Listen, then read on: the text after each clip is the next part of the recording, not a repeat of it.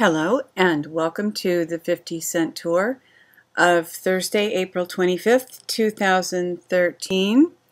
We're almost through April. Won't that be nice to be finished with April this year? April showers bring May flowers, so we'll see if we get any treats in May. Please find a seat on the Liberty Bus and we will begin our tour, which today is going to be somewhat different. The last week and a half has been so stressful that I want to have kind of a specific focus today on the tour.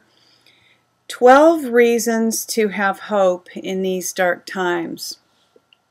And this is a very encouraging article, and I have a link for each one of the 12. So I will just go through those and hope that you enjoy this and are refreshed and encouraged by this. First one is the fact that many people are becoming aware that GMOs are toxic and dangerous and are asking to have them removed from grocery shelves and are refusing to eat them. Don't celebrate yet, but a grassroots victory against GMO deception is now inevitable.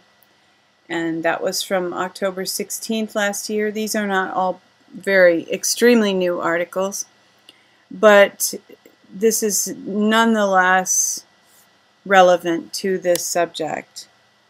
People are really becoming aware and really stating that they do not want the earth to be used this way and do not want these GMO products in their bodies, messing with their DNA.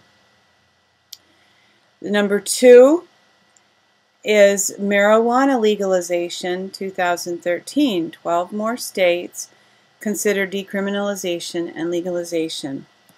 And number 2 here is the fact that the policy of prohibition of marijuana is failing, like that of alcohol before it. So there's that good news. That's one of the 12 reasons to hope in dark times.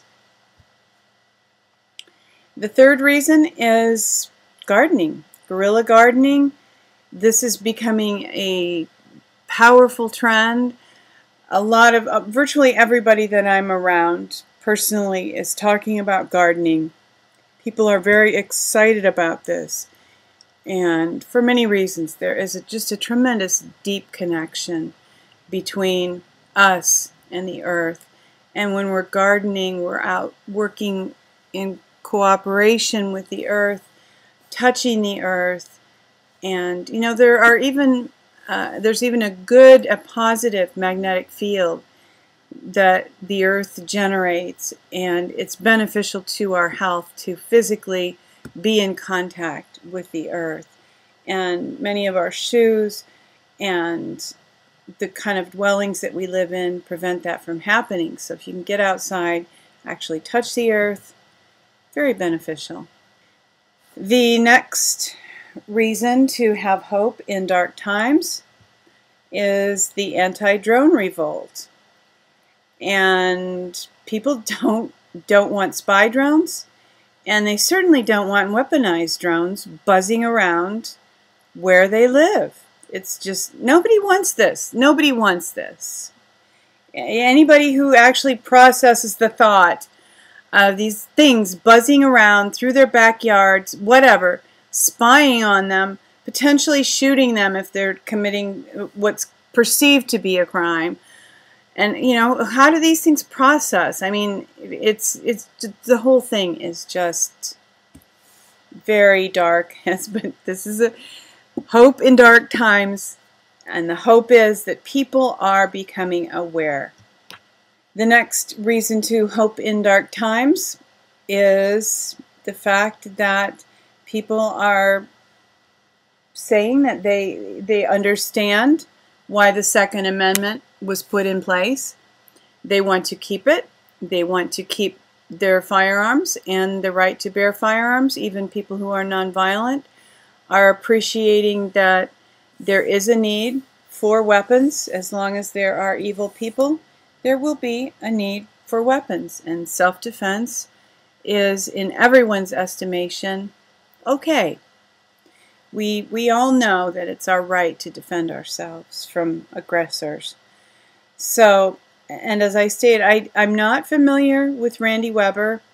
I just wanted to find some articles to support each one of these points, and I got a little off the beaten path, kind of intentionally, just to throw in maybe some different spin or some new ideas. Anytime we become really closed to other thought, we are putting ourselves at risk of being deceived.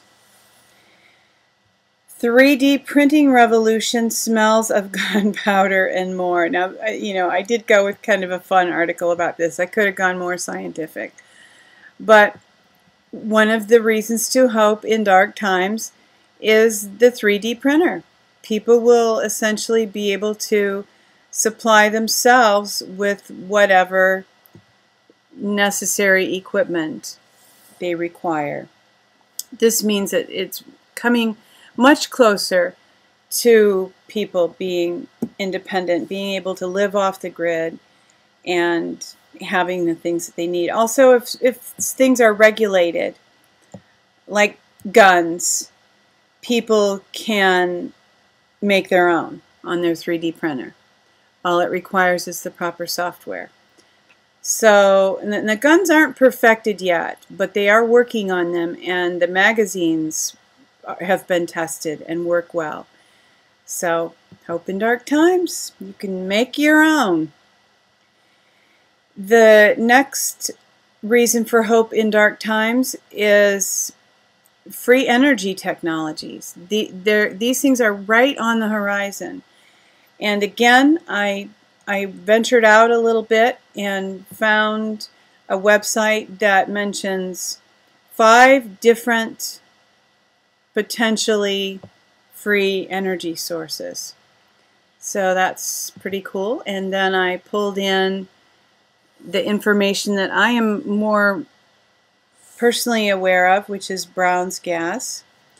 And this video that Donna and I did on Brown's gas with T.R. Knudsen a few years ago. T.R. Knudsen was the guy who in real life was the character who was played by Keanu Reeves in the film Chain Reaction. So that film is also a lot of fun and gives you a better idea. Though it doesn't use the term Brown's gas or hydroxy, the story was about what this gentleman experienced, his real life experience. The next reason for hope in dark times is, according to the article, and I might not necessarily agree with this one, but the Sirius Film, Stephen Greer's film, claims to unveil tiny alien humanoid. I haven't yet watched the film. I have been told that it's worth watching even if you don't really buy the alien ideas in it, that energy technology is discussed. So it sounds like it's worth watching. And Conscious Life News felt that it was one of the 12 reasons for hope in a dark time.